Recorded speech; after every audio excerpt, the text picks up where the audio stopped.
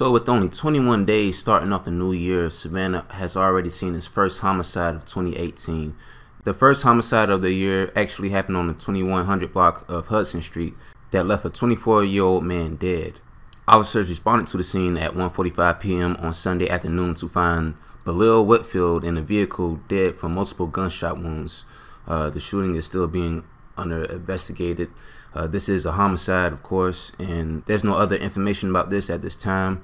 I just got the pictures not too long ago, so rest in peace to this guy. They're just senseless. There's plenty other ways you can solve a beef in the street, but prayers go out to the Whitfield family and anybody else who's a friend of Balil Whitfield and just anybody else that was affected by this. Just a tragic situation.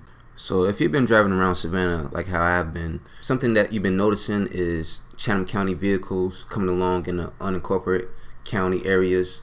And what the city is planning to do is the city is trying to provide officers assistance to Chatham County after the pending Savannah-Chatham Police Department split on February the 1st. Now, the Savannah City Council directed City Manager Rob Hernandez to negotiate a temporary policing agreement with Chatham County after learning the county would not have enough officers to staff a standalone department by the time the merger ends next month.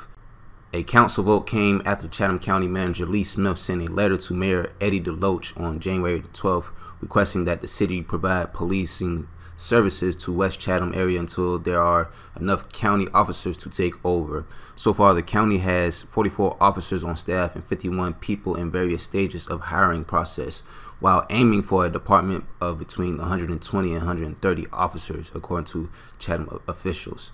Meanwhile, the city is on track to have a fully staffed department with the additional officers in training to help offset attribution.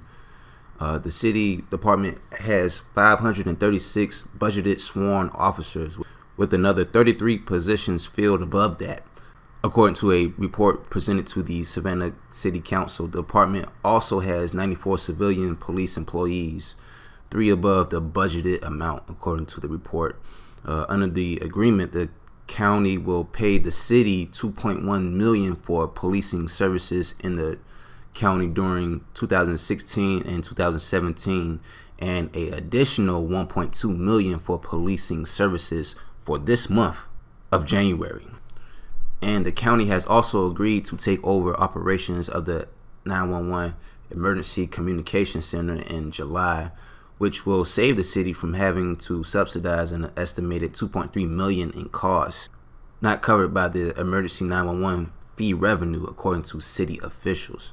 So basically what that means is the county just don't have enough officers. I mean, they have people that's on patrol, and that's pretty much all that they can afford to do is have officers just patrolling. They have to have more officers. I mean, they can't even match the city officers, which I'm not expecting them to have 500 plus staff. They're looking for between 120 and 130, but it's a slow process, and I know that for a fact, not because I tried to join, but I have a friend who is trying to join the Savannah Police Department, and he's been waiting since last year to get on with the police department. And he's been telling me that he's been having to wait and wait. But I think the pay difference is different from if you're trying to be a county police worker than being a Savannah police worker. So I mean, hopefully they can get more officers on the street. So hopefully the city of Savannah Police Department and the county police department figure some way out about how to settle this, not only the budget but just having officers on the scene patrolling, because you don't want the streets of Savannah not to be safe, or the county not to be safe, or else we'll have more homicides just like how we had yesterday. But that's all for right now. It's Pac-Man Jones with Savannah Seaport News, and stay blessed, Seaport.